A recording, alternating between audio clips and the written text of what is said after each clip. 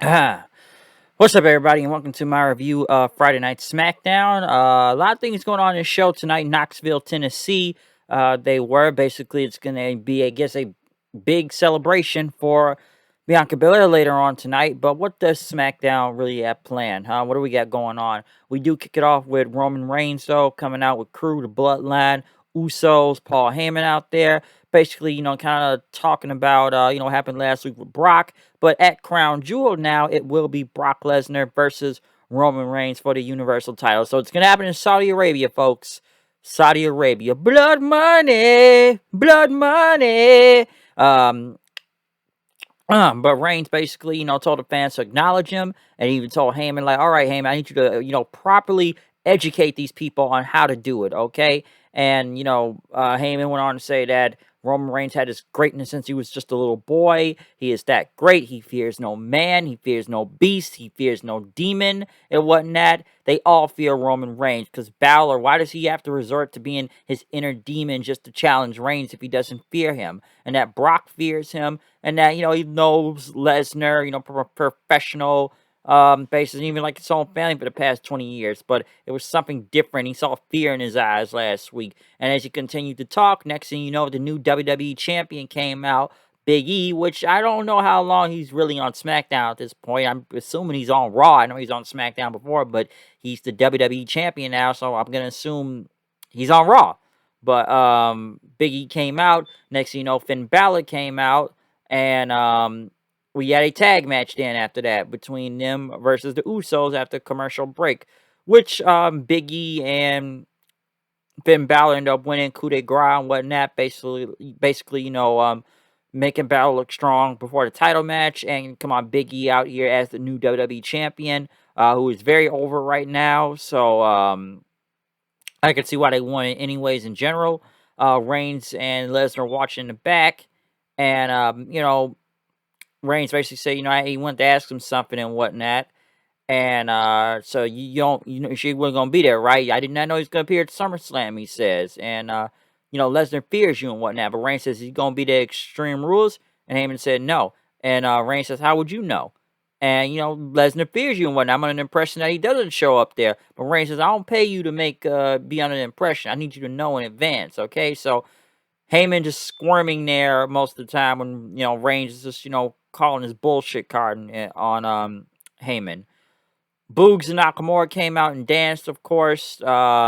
Beat Bobby Roode in like a minute or two. Jobber's entrance for him. But as they continued to jam out on the guitar thing with Pat McAfee, Apollo Crews and Commander Aziz showed up as they attacked them. Crews basically said, this is your king. This is your king. He's made a mockery of the Intercontinental title, and I want my rematch. So that's going to be next week. Happy Corbin, of course, was walking around as Kevin Owens was being interviewed. Basically, somebody's going to be a happy Kevin tonight as he came out. Corbin up attacking him from behind and, beat him up and even putting his hat back on, trying to get that Sinatra look going on before he left him. Paul Heyman was in the back until who does he run into? His favorite person, Caleb Braxton and whatnot. This is a great feud or team or wherever this is going. She says my sources are telling me that Brock's going to be on Raw or headed to Raw in the draft and whatnot. And, wonder what Roman's reaction was. And Heyman says, listen, man, I know what you're doing, okay? I'm not the advocate anymore. You have lust in your eyes for me, okay? Stop flirting with me. I don't want you. You just want to be with me or something. It's not happening. But as Heyman turned around, Big E was there, not giggling this time. But, since he's the new WWE champion, Heyman congratulated him. I'm glad you made the right decision, not cashing the Money in the Bank on Reigns. But Big E said, I could be facing your boy soon at Survivor Series, okay? And whether it be, Reigns or Lesnar or even Finn Balor, if he messes all that up, okay? I'm going to be there. I'm going to face one of them at Survivor Series. But before Big E could walk off, Usos beat the living hell out of him then as Roman Reigns just walked by then. So I don't think this is over by a long shot. So I expect Big E to be back on SmackDown. But it could possibly happen in Survivor Series, him versus Reigns or whoever the WWE Champion will be at that point in time. So, not the WWE Champion, but the Universal Champion at that point in time. So we'll see what goes on with that. Seth Rollins was out there saying it's unfortunate having a Big E and everything. But, they showed everything that happened last week in Madison Square Garden as Rollins, we talked about Edge being stretched out, and they asked him, Why'd you do it? And he says, what did you think was going to happen? Okay.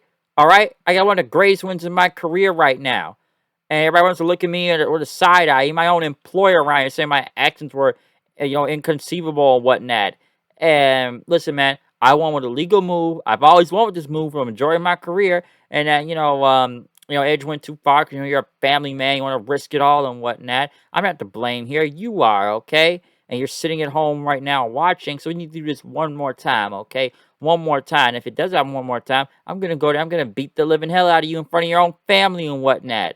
Okay, so I'm gonna get that match one way or another.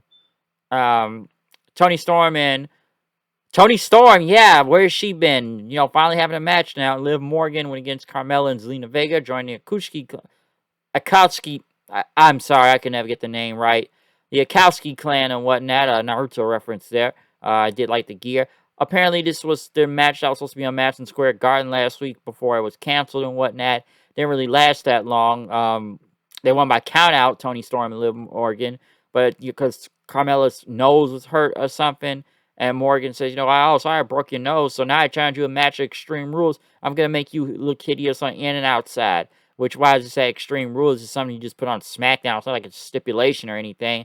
And then again, this feud, why does anybody want to see it on pay-per-view? Or just the Extreme Rules pay-per-view? Why you need to see it on there? I don't know why. Which Vegas said she was going to get through, check out Liv Morgan first. Street Profits went back saying they want to smoke. Sorry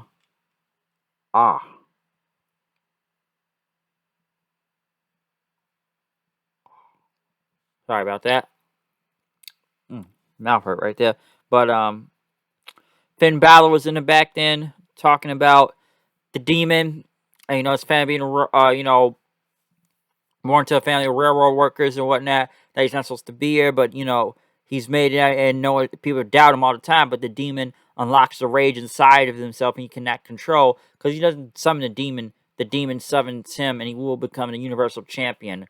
Sonya Deville was in the back on the phone, so Naomi showed up saying, like, okay, I've been respectful, I've been patient, but I want my match next week, okay? I've done a lot. I've done more than you. I done been the champion. I've been here longer than you. I want my match. And either I get my match, or I'm going to get it out of you one way or another. Which Sonya just basically stood there and Naomi walked off. Sami Zayn went against Dominic Mysterio for the third time, I believe, at this point. Why are we still seeing this? And once again, Sammy got the win as Ray looked pissed off on commentary after that. Next, they showed highlights of Bianca Belair of everywhere she went in Knoxville, Tennessee. This is her hometown. Her school, her high school, her college, all that stuff. This is big homecoming for her. And, she's talking about Bianca. Not Bianca, but, Bianca even had a picture with Kane and whatnot, since he is the mayor of Knoxville, Tennessee. Kane did come out, the mayor. Mayor Kane, I should say. Not regular Kane, but Kane came out, pyro and whatnot. And stuff, but as Kane came out then, he says that never gets old after the pyro thing.